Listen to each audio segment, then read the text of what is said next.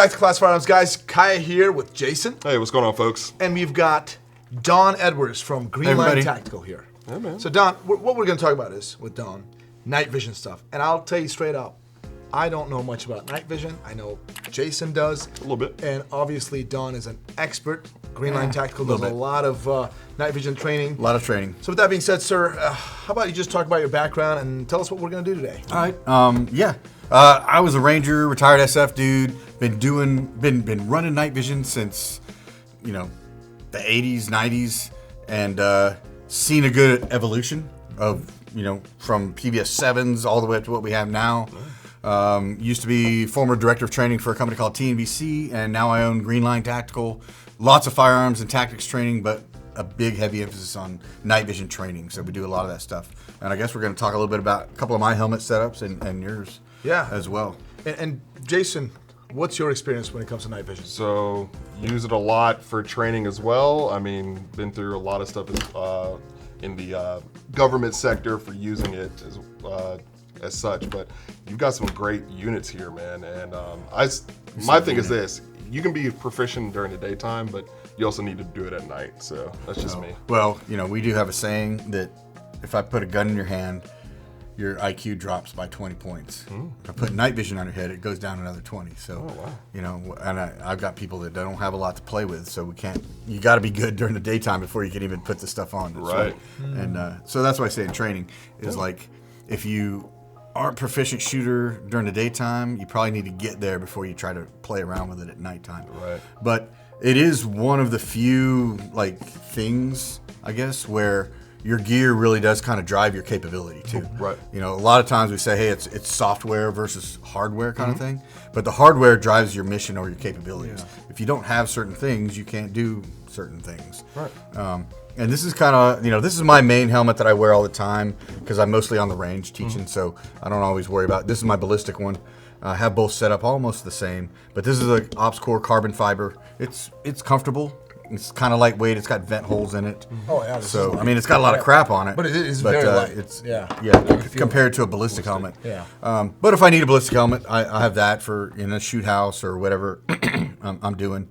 So they're both very similarly set up. This is the OpsCore carbon fiber. I don't remember the carbon V, I guess, because it's got the vents in it. I don't remember what they call it.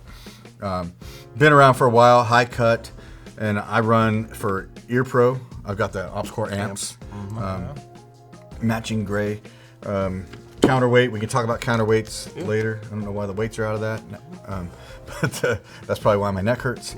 And on the front of this for nods, I've got a set of DTNVS made by a company called Acton Black. I've been running those for a long time. I really, really like them a lot. Yeah. And I'll go over everything and then I'll get into a little bit of detail. Yeah. And then that's the Wilcox G24 mount, which is pretty I don't say it's the industry standard, but it is. Neurotos makes some really good stuff too. All my mounts are Wilcox. And I like having some sort of admin light. This is the Surefire vampire style head. The interesting thing about this is TNVC collaborated with Surefire, and instead of it going to the brightest setting, which is set for IR now, I guess, I don't know, but maybe not. Maybe it's just loose. Maybe the battery's dead. I don't know. I think. But it came on. Did it turn on? Mm-hmm. It did before. Okay. Yeah, there it is. Low setting. So they did this intentionally to where when you click it the first time, it comes on low instead of high. Yeah, so you're not. So it's purposely designed to be so if I want to on high, I have to bump it twice. Yeah. Okay. So the opposite of what your normal tail switch is. Okay. So that the idea is it's on my helmet, I probably want a dim light. Yeah, just a tasker So light. my first click is going to be dim. If I want bright, I got to double tap it. Right. So that's really all they did was flip flop on that. Okay. But I really like that. It's on the swivel mount. Okay. Yeah, it swivels a little bit here. That's the who makes that? Theorem. Theorem makes that. Yeah. Almost couldn't read that upside down. So that works pretty good. I can't twist it all the way up, but give me a little bit of umbrella lighting or just out of the way. Yeah. So yeah, I guess we'll get into right here. I like duals. Binocular night vision gives you both eyes. Right. So I'm getting feedback from both eyes. Okay. nothing wrong with a good PVS 14. I love a good PVS 14. But if I'm going to be running this stuff all the time, all night long, and multiple nights, I have a lot more, not peripheral vision, but a lot more situational awareness. Because my brain is getting that information from both eyes. Right. And that's the way my brain is used to processing information. Yeah. Okay. I don't walk around like this all the time. I mean, some people do. Right. Like Mike Pinone, he's only got one eye, so right. he's got to do that. But if I can get information through both eyes, see you, Mike. You can edit that out. I don't care. Whatever you want. But if I'm looking through both eyes, I can make decisions faster. It's not that I have better depth perception, but my brain's processing that information more quickly. Okay. Right. So yeah, DT NVSs. We were talking earlier. These do have the super gain tubes in them, which they're nice and bright. They're real crisp. They're pretty high spec. You know, if you think about FOM, they're right at 3,000 each. Wow, that's pretty good, right? I know we're talking about pretty FOMs good. Yeah, we've talked about it on another discussion. Another thing, it's not the end all be all, but these are like 41 something signal to noise. Right, and for folks who don't know what FOM, could you please? Yeah. You probably need to go look some other stuff over and I get into the details on that. But it's like the signal to noise ratio times the line pair resolution, which probably tells you nothing. So look that up. But suffice to say, these are pretty high spec tubes for the consumer market. So is it clarity then? So the higher it is, well, it has to do the higher numbers on like the data sheet that should come with your nods. The higher the numbers are, generally it corresponds to how well and how much light that it processes in and changes and amplifies for you. So you get a bigger, or not bigger, but a brighter image, more clear image, and it also translates into how dark it can still be and your nods work well. Right. That's a big thing. That's a big thing. And that's a big thing when we talk about the unfilmed white phosphor type tubes that these both are. It processes like 20 to 30% more light than its predecessor. Right. So which means I can be in a dark cave somewhere and not need as much artificial light. Right. Which means I don't have to turn something on to see. I see. The raw performance of the tube. Without the IR illuminator, no ambient light, it could still give you something. Right. Yeah, well, there has to be something. You can't make something out of nothing, right? There has to be some light for it to amplify. But having those higher spec tubes, which now, it seems like every few years we get a little bit of a bump, a noticeable bump in specs and capabilities on these tubes. They're just they're really good. So what's commonly available now would have been like unheard of, 5 years ago, even, or it would have been a unicorn or something 5 or 6 years ago. Right. So just they're getting so much better at making them better. They're still done the same way. But yeah, I really like these DT NVSs. We've been using these for a long time. On this one, I have this nerd retention device, which I'll tell you guys, if you spend all kinds of money on this is cheap insurance. Yeah. So you don't want to drop, your investment on the pavement because you didn't tie it off or have some, kind of tie down for it. And a lot of things with these G24 mounts, they have that breakaway feature, right? Right. So you hit something, it pops loose. At least it dangles around and hits you in the face instead of smashing on the ground and causing a bunch of damage, especially if you're buying it with your own money. Yeah. If Uncle Sugar's buying it, it's a different story. But like prices for these guys, like around in what's the neighborhood? Or I'll just give you the housing price, $3,000. Yeah. These goggles right here, I want to say retail for around 12. Yeah. With the tubes that I have in there. Yeah, exactly. Something like this. And this isn't the only one, but this is a nice, good, simple solution. Yeah. Another thing that's on here that I think is important is this counterweight. Yeah. This one, for some reason, I had one too, but the weights are out of it. But in here, to show you what's in this one, obviously there's a little battery tray, but batteries really don't weigh anything. But it has these little lead weights, bendable lead weights that I can't get out. Almost like fishing weights, right? Yeah, I think it is lead. So a counterweight. These I really like these. You get them from TNVC. And it comes with a pound of these things. So these are a quarter pound each. So if I was running a PVS 14, I'd probably only use 2. Okay. Right? Funny story. I used to be very like, I don't want to, why would I put lead weight on my helmet? Because it seemed like a waste. So I was like, I'm just going to put batteries.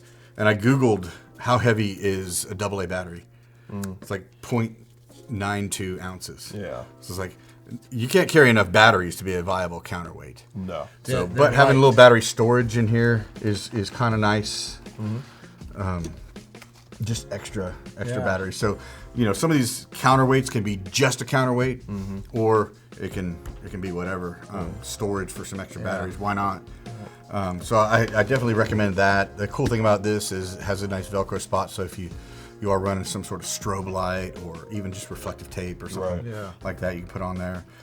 Ear Pro, I've over the years become a big fan of helmet mounted hearing protection.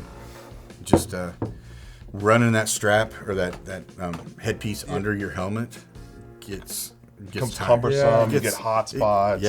You get a headache at the end of the night. And if you wear this stuff every night, all night long, it's when you start getting uncomfortable, now you're not paying attention to what else you're trying to do and stuff like that. So, big fan of these OpsCore amps. They got like the gel pads already, comes with them. How's the tension? Keeping your ears pretty good? It stays really well attached on mine. They can get old and worn out, but these have been pretty good.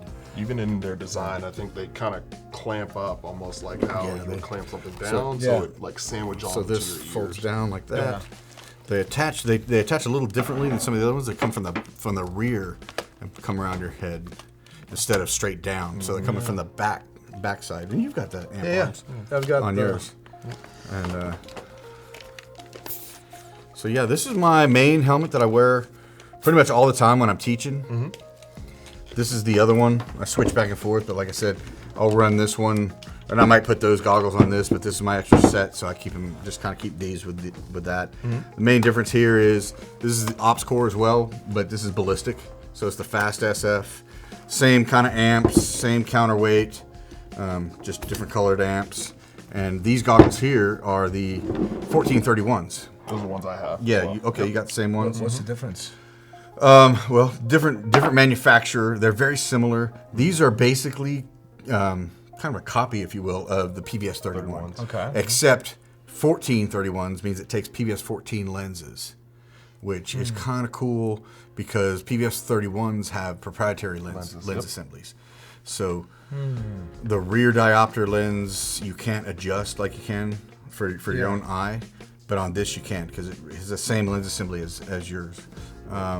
The other thing is so many accessories are made for the PVS 14 and PVS 14 style lens assembly that it's so much easier. The 31 has them too, but it's not quite as out there. Yeah, this is kind of like the industry standard. Think about it like this: if you're going to design a pistol and you'd be like, we're going to be smart, they're going to take Glock mags.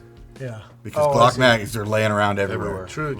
So if I was going to design a MBG housing, I'd be kind of foolish not to use the most commonly used styled lenses.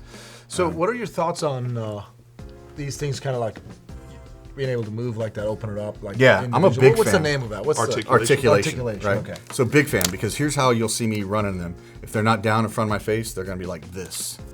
Right. Okay. So I'll have them on my head like this instead of flipped up. And it's for a couple reasons. One, think about it like this. I'm wearing a baseball cap. Yeah. I'm getting in and out of a car. Right? Yeah. I don't hit this True. ever, right? Right. But if it was like this, I'd probably knock it off my head. Yeah. Right. So I'm always aware that they're right there. If I need them, I flip them down. I'm not going to bump them on stuff, or I'm less likely to bump them on stuff. And here's another thing. If I'm out, see, we're in the South, right? There's humidity at night and stuff like that. Flipping it up, that humidity can settle on these front lenses. Condensation. Yeah, condensation, dew point, whatever you want to call it. If I keep them like this, I don't have that issue. And that's happened to me where, and I knew exactly what happened. Well, at first I didn't, right? I flipped it up. It was moist out. It was nighttime, South Florida. Flip them back down, and I think that I'm fogged up right here. It's the other. And I'm like wiping it with my glove, which I'm probably scratching my stuff or whatever. And it's not. And then I realized, oh crap, I've got schmutz on the front of my lenses. Yeah. So we just started as a general rule, if your goggles pivot out or articulate like that, that's the way we recommend it. Yeah, we've got a dual tube, Bino, and it's over there. It's not articulating. Yeah. It's good. Like the quality. I mean, it's cheaper stuff than this, obviously, but it's not articulating, and it really doesn't work all that well. It's right here. Thanks, John. Right over here. Yeah. And this is that's it. It would just have to be up here or down, right? Would fit on here, basically like that. And it's not saying that goggles that don't articulate are worse than that. It's probably more of a predecessor kind of thing. Right. There's, these are way more common. For the longest time, the PVS 31 was about it. There's a couple of the BMBDs and some stuff like that. But now, almost nobody seems to be making a newer housing that doesn't articulate. Right. Because the market wants that. We've understand some of the difference. But I will say that a fixed bridge, as we call that, is going to almost always be more rugged. Oh, absolutely. Oh, I see what you're saying. Yeah, so yeah, you're right. It's rugged and it's probably a little bit less expensive to manufacture. Yeah. So, you're One gonna, piece versus one two piece. two They'll tubes, still adjust in pods. and out for your interpupillary distances, but no, that's about it. And as far as my gear goes, and we'll look at yours, the only thing else that, and this one I need to get a new lens on it, but I use these a lot. This is the step-in visor that goes on the ops core, and it just, like I said, this one needs some serious maintenance, but it hooks on the helmet like that. For any vehicle borne Well, stuff, or and- just, I'll tell you what, in class we shoot a lot of steel. okay. That is so You know, so you need cool. iPro, and you don't have to wear it, but when you flip your stuff down, Oh, it's right there. it's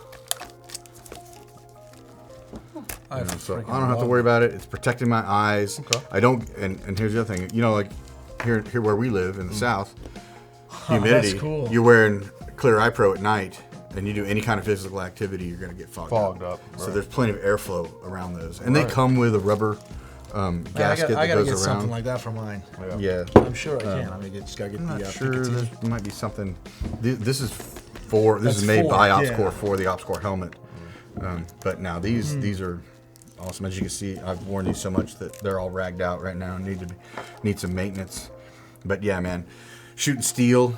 Oh, You definitely yeah. want to be wearing iPro. Absolutely. Anything around helicopters, which you guys know, I tend to ride around on helicopters still and stuff. So having that way to protect your eyes from all that. All that debris and stuff that's coming out. Yeah, debris, That wind is- in your face, and all that. So here's a question, because this is a common thing that people always ask, right? They'll do all the research, they'll dive into the stuff, they'll dive into the tubes and get all crazy into the specs, but realistically, you need a whole system, correct? So buying one thing is just like buying one wheel to a vehicle and expecting to win Yeah. them all. You can't do it. Yeah, buying an engine for a truck. Right. You just can't do it. Now, I will say this, diving in, for a first-time buyer, would you say go ballistic first or just go ahead and get the bump first? Man, I don't know. It depends on. I would say it depends on kind of what you're planning to do with Okay. it. If you're going to take any kind of live fire shoot house stuff or anything that would kind of require you to have a ballistic helmet, Okay. you might want to go that way. If you're on a pretty limited budget and like, look, I just want to go gooning with my buddies on Friday nights at the range, then a bump helmet, a polymer bump helmet is fine. I mean, that was my first real decent helmet. Was one of the early OpsCore plain old bump helmets. I still have it, and that's a Team Wendy. But Wendy makes great. They make bump great helmets stuff. as well. Yeah, I bought this a couple years ago or so myself, and I went and I had the option to get bump tube, and I was one of those guys. I'm like, what should I get? I was like, you know what? I want to get a ballistic one just in case I need it. So Buy that once, way, cry once. like, because a bump will get you so far, right? But ballistic, then you can just use it anywhere. Yeah. So that's why I wanted to have that. Your favorite thing, do all. No. So- Capability, man. Yeah. That one is ballistic. Yeah. So you're running over here. You're running Team Wendy helmet. Yeah, Team Wendy Ballistic. helmet, and this is like this is Peltor's clone, basically Earmore, ear protection headset with a mic that attaches to my comms, and Wilcox G24 Right. mount, and it's the PVS 14. Yeah, and you're running the Wilcox they call it Shroud, the, too. Yeah. it's Wilcox Shroud, and it's also the Wilcox Yeah.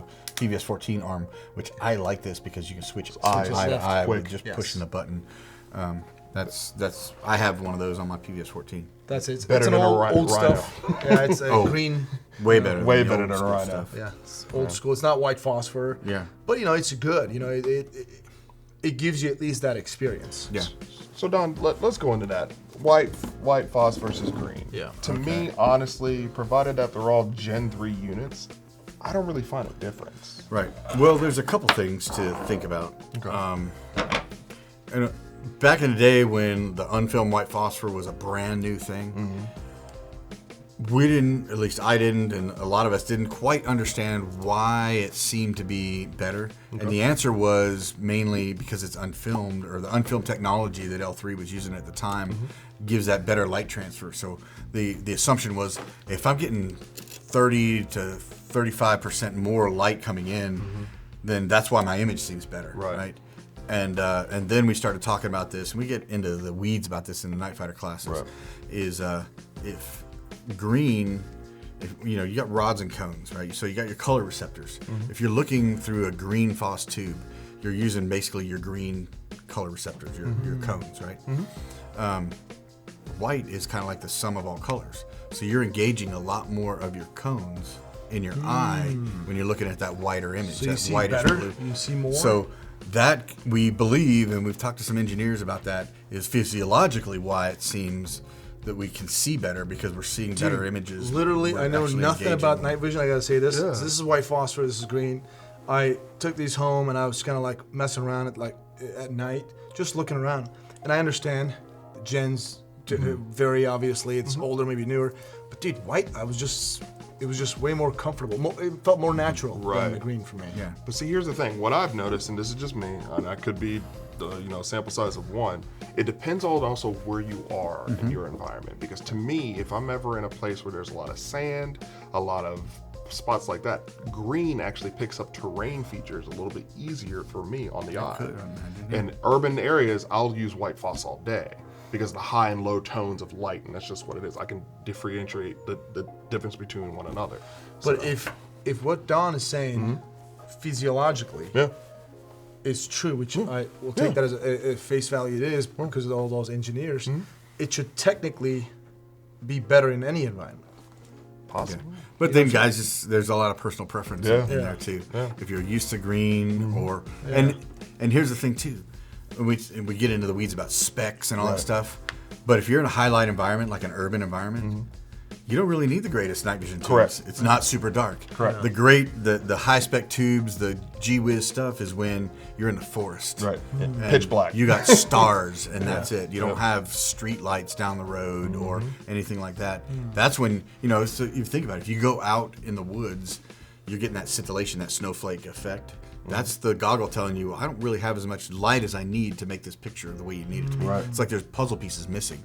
But as soon as you turn on a flashlight or even your IR laser on the gun, you're out on the range. Let's say as soon as you turn on your IR laser, everything's fine again. Okay. That's what you've done. You've introduced that light. So that pixelation, that'd be the SNR, right? Yeah, some of that. And they call it scintillation. Okay. And it's just basically the goggle doesn't have as much light to paint that picture completely. Right. So there's some empty spaces. I like to call it like a few pieces missing out of the puzzle. Gotcha. You know what it is, but it's not perfect. Right. That is super cool. All right, so this is all your night vision setup, helmets and all that stuff. Helmets, yeah. Do you have any other gear that you want to show us? Yeah, my pistol belt's around here somewhere, and I think I got a rifle in. Is this it? Somewhere. Yeah, that's it right there. All right, there we go. Okay, cool. So now, mind you guys, this is set up because these days I'm a range instructor, so I'm on a quest to kind of make it as lightweight as possible, right? But this is not that different from how I used to wear a pistol belt. I would just have more crap. And like the dump pouch, it's a range thing. It's more of a range thing for me. I never really was a dump pouch guy when I was doing operational stuff. It just gets in the way. But at the range. Yeah, on the range, the dump pouch is a great idea. It holds a lot of snacks. Snacks, your water bottle, your empty mags, your extra ammo. Or people just dump crap in there. All that kind of stuff, right? That happens. And I've been running this belt for a while from Blue Alpha. It's their Battle Belt Light. I really like it. And this is really cool. And this is their stuff too. It's like these little rubbery. I can't remember what they call them. That won't move. But that's because I'm not. Wow. I'm one of those guys that I don't tuck my shirt in, so the inner belt doesn't work for me. Right. So yeah, Blue Alpha. I've been running this belt setup for about a year now. These are some of their newer pouches for pistols. So just like we would normally run, I like to have my pistol mags right about here, just to the left of center line, and then I just stack the rifle mags back behind it, and then I had spare room here. This right here, basically, I put not my keys, but I've got like you can put your gloves there, or if I'm teaching a pistol class, I got the little tools that you would adjust optics with and stuff like that. Oh, okay. So I got like a little keychain. It's like I call it my range instructor jewelry, and I can snap link it right here and wear that. And this is a plastic Cobra buckle because I'm not rappelling with it. I'm just on the range with it. So I opted for that in the name of saving weight.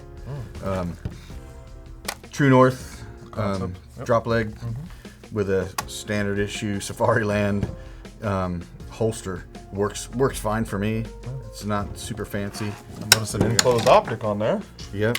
So Glock G45, Boresight Solutions. Ben works on my stuff. Really does great work. And this is the Acro P1 aim point. I've been an aim point guy for a long time, so big fan of all their optics, even the P1s. I just got to change the batteries a little bit more often. Surefire X300U. I've also got a few of the PLH. PL350 from Mod-Lite. Yeah, I like those too a lot. Have you found any holster compatibility issues with the Mod-Lite? I only wear it with this, so I haven't. This is probably one of the ones I carry the most EDC wise. This, or I have a Glock 19 that's almost identical. There you go. So I don't know. The PLH is on a couple other pistols, more duty size stuff, so it fits in here. Good deal. Yeah, that's my pistol belt is very low frills when it comes to that Minimalist. that stuff. Yeah. You know, Well, it's stuff that you need. That's all. well, it's what I need when I'm teaching on the range. Right. I've got a first aid kit sitting over there, so I mean, I need to get a tourniquet holder for this. I apologize for the internet for not having a tourniquet on my belt. Well, they'll tell us how. Oh, no, I know somebody noticed like he didn't have a tourniquet on there. Where's his iPad? He's not even legit. Yeah. Do you even operate? Well, the person that probably says it probably does operate. You got a rifle too? Yeah. All right. Yeah, here it is. Right here. I don't want to point at anybody. Yeah, so this is kind of my, the rifle I use for teaching, and I've got a couple, but this is probably the one I use the most for night vision stuff and shoot house CQB type classes and things like that. It's Cobalt. You guys know that I got a good relationship with those guys. So this is a Cobalt Kinetics 11.5 inch Roscoe barrel. Standard equipment when it comes to that. Like I said before, I'm a big aim point guy, so I love this Comp M5. I've had this thing for so long; it's been abused and used, and it just keeps on working. Unity fast mount, Unity flip to center mount with my old school aim point. 3x magnifier works super great. The only downside I think to this flip to center is it's so out of the way is I forget it's there. And you bump your nose. Yeah. No, I don't use it. Oh, okay. Like, oh man, I forgot I had that. I could have flipped it up and made a little bit easier shot. Okay. Yeah. That is so cool. Because it's not hanging out there. But so I like especially like a CQB type of gun, I like having a little stubby here. I might cut that off a little bit shorter, but I like just have a little bit thing. On my slings, I've really started running a loop up on the front. Okay. Mostly for noise. If you think about it, if you're trying to use what night vision gives you, which is stealth, and then your sling swivel's rattling around when you're trying to clear rooms and stuff quietly, it's less than ideal. Right. But I do like a quick release type thing back here in the back. So if I do have to get the sling off, or somebody has to take it off of me, or whatever. For lasers, running them all. What's Maul X1. Oh wow. Wow. Full power. Yeah, it's full power. The X1 is the same as a DA. It's just it's the one that they made for the military. Mod-Lite, that OKW head I think on there, and this is the Unity's new gas cap. You're right. That's cool. That can you go into detail about that, because this is, from what I understand, it's USB-C. Yeah. It is. Yeah. So I don't know how easy this is gonna be to unplug, but we just had an interview with him at USB-C. Germany. Okay. Yeah. So from what I'm hearing, that's the way of the future when it comes to lights and lasers. Yeah. I don't know about the lasers, but people I've talked to, and I'm not an electronics dude, but say that that's much more efficient when it comes to the circuitry or the energy. It will make sense, especially I think the hardest thing is going to be changing everything on the laser side from the crane plug. Probably. Yeah. And it may just evolve into that, but I mean, now it's going to be easy for people to make more aftermarket tail caps and Right. stuff like that, which I think is cool. I love that there's such a cottage industry around the night vision and the firearms thing. Right. Because it used to be, back in the day, you get what you get, don't throw a fit. Because all this equipment for night vision was made for government contracts. Right. Nothing was made with the regular dude or even the law enforcement guy in mind. And now we've got companies, I mean, like 3D print something up for you and have something on the market in 6 months. Yeah. So that's the gas cap with the USB, and then the Axon switch Nice. for that, and then for the So I is that for kind the of laser? this is for the laser. Yeah. Now, is that the sync model or no? Man, I don't even remember. Okay. I feel like an idiot, but No. Yeah. it should be. Yeah, we Oh, there you go. Yeah. Yeah. So this one, when I turn that the on, sync. so that's Yep. a sync. Yep. Yeah. So when I turn it on, it also gives me the green Yeah. or visible laser, which is cool for like dudes that are wearing gas masks or something like that, especially if they don't have a tall mount or they just Right. can't get to this. Quick So if I reference just point. They can turn just this on, I can aim with that. I don't Right. need to have a cheek weld or anything like Yeah. that. And if I didn't need the laser and just the light, then hey, Yeah. it doesn't. So No there big you deal. go. Viz override actually means something. Viz override's a good Yeah, idea, it and I'm is. kind of surprised that not more companies have done that. But this right here, this sync model, kind of gives you that capability, anyways. That's cool. I like your little cable management right here with the zip tie. Yeah, That's I'm not too fancy, man. Yeah. That's good. Hey, it gets It the job works. done. Yeah. It works. And it does what it You needs know? to do. And in my line of work, I'm always changing crap Right. around, so it's like I can never be the guy that has the gun exactly the way I Yeah. want it, because Right. next thing you know, I got to move something around or I got to take something off or something. That's, I can tell. I mean, it gets to be a this pain. gas but- cap is brand new, and it's already on the gun. And what I like about your guns, like your pistol too, I noticed, they're just beat to death, Well, I which shoot a means you use them. That's really good. Yeah, I mean, look at 'em. That's what I do. I like So it. we I shoot like it. guns. We shoot guns. Yeah. KG made can. Big fan of their stuff. It's pretty good quality. Sling's made by a company called Basecamp Kilo. Okay. Jack is one of my alumni and a buddy of mine, and this is actually a pretty cool design that you can S-roll it up. Oh, And, okay. and it comes apart really easily. Okay, So okay. like he's a law enforcement guy, so having a gun in the car And or break away. close, Yeah. and then being able to get it out and put it on really fast. Yeah. Right. But it also works great just for storage. Like you're gonna put it in your gun case, Right. your soft case to put it away for the day or take it to the range or whatever. Just keeps things from getting tangled Absolutely. so much. That is really Yeah, I cool. mean, to me, this is kind of a basic setup, but this is kind of the way me, and if you look at most of the instructors that work for me or with me, our gear's going to be almost Identical. the same. And it's, Okay. What else would it's you kind of add a to clue. this rifle? If you wanted, like if you were to Man. add, would you add This is anything pretty else? much the way Yeah. I want it, right here. I think so. I mean, you got the can't- light, it's- laser, and it's fresh for a little gun, it's not light, but I try not to put stuff on that we don't need. It can get easy to Yeah. put too much bull crap on there. But like I said with belt, I try to be as minimalist as possible. But I'm also the night vision guy, so I gotta have a light, I gotta have a laser. Right. Yeah. And these days, you're a jerk if you don't have a can on your gun. I mean, You're making all that noise and Absolutely. stuff. So All this quietness, Yeah. all this darkness, and you don't want to throw a can on it? yeah. You spend a lot of money on night vision. Yeah. Put a little bit more on the silencer. There you go. no, this has been great, Don. I really appreciate you showing Yeah, all dude. your gear. And it just, I mean, if you look at it, it's just something simple. You got your helmet set up, some night vision, and your rifle set up for it. Yeah, and I look at it this looks as really this is good. not necessarily a night gun per se. Okay. This is the gun. It's a This is a fighting gun, yeah. Yeah, to me this is like a fighting carbine. The only thing that might make it a little bit different is if it had a little bit longer barrel, but this is a little bit optimized for say shoot house type Right. work. So there's not quite as long. That tutu, right? Tutu?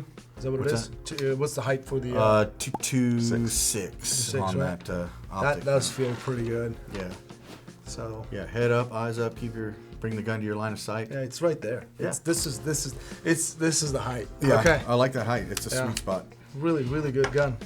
Well, John, really appreciate you. Yeah. You want to add anything else? I don't know, brother. We've gotten into everything. Literally. From soup to Well, nuts. playing man. show and tell's fun. Absolutely. Yeah. Soup Well, to nuts, man. thanks a lot, guys. Thanks for tuning in. Let us know in the comment section what do you think about Don's gear. Obviously, check out Greenline Tactical.